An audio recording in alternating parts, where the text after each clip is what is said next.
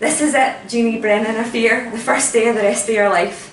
A look at Thistlegate Nursing Home. It's enough to drive anyone to distraction, to the dementia.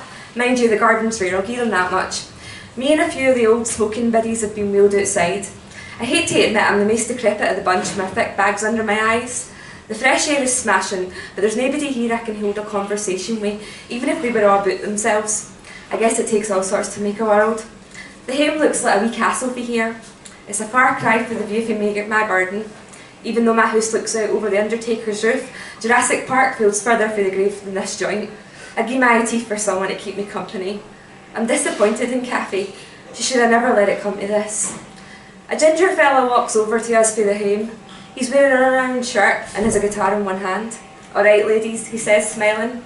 He's got a gap between his two front teeth. "Here we fucking go, I think. I'm a musician and I've come to give you a wee bit of light entertainment. Can you do me a wee tune, son?" says a wee woman who looks like she's already been planted. He nods more than the Churchill dog for the adverts. "What do you fancy?" "Caledonia," she says, smiling and putting a wrinkly hand on his thigh. He strums his guitar. This is what you get for coming outside for a bit of peace and quiet and a smoke. By the time it's over, my ears are bleeding. The lad can tell I'm amused, but he doesn't take the hint. "Can I do you a song?" he asks. I tilt my head to one side. "Listen, son, no nursing home should have an amateur musician on like you on call. I can hear it now. Get over here quick. Jimmy's dying and he needs an out-of-tune rendition of Wonderwall." He looks like he's about to burst into tears. He composes himself. "Well, this is just a difference of opinion," he says, follows by a cheeky as puck wee smile. "Your heart might be in the right place, son, but you can get yourself well and truly to puck.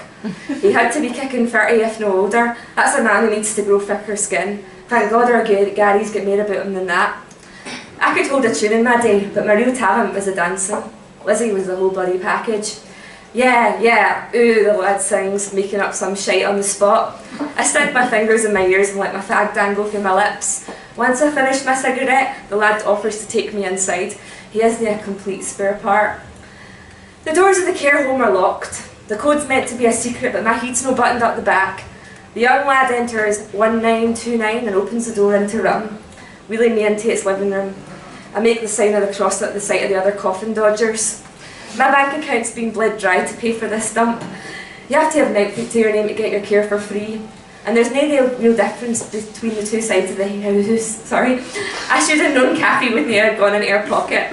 Sandra can't afford it because of her lawyer's fees for the trial. "Right there, son," I say, pointing to a seat in front of the telly. "Thanks very much. Now off you go and strum your guitar." He doesn't reply and walks out the room. "Psst," says a wee woman whose name is May. She's got a football-sized bald patch on her head and is wearing a light lilac cardie. "Psst." I look around. She's sitting across from me and gestures for me to come over. I point at my chair. She's looking more than a little peely-wally. Have I got semen on my face?" she asks. My eyes narrow. "It's toothpaste, mate. It's definitely fucking toothpaste." As Mammy used to say, we're all Jock Tamson's bairns. For the first time I have a swatch of the living room. I grew up in a room and kitchen, and for all there was no room to swing a cat, I'd rather be back on John Knox Street than here. The carpet's covered in God knows what. The walls are a horrible cream colour and none of the chairs match. But my bedroom is nice enough for all it's costing an arm and a leg, and I'll be out before the lassies have to sell the house. There's a segment on the telly about gay adoption. A woman fixes her eyes on the black box bearing a look of disgust I've yet to see rivaled. "Imagine," she spits, "imagine letting folk like that in your wains. What's the world coming to?" she says, shaking her head. I didn't take her on. Live and let live, that's my philosophy. Thank you.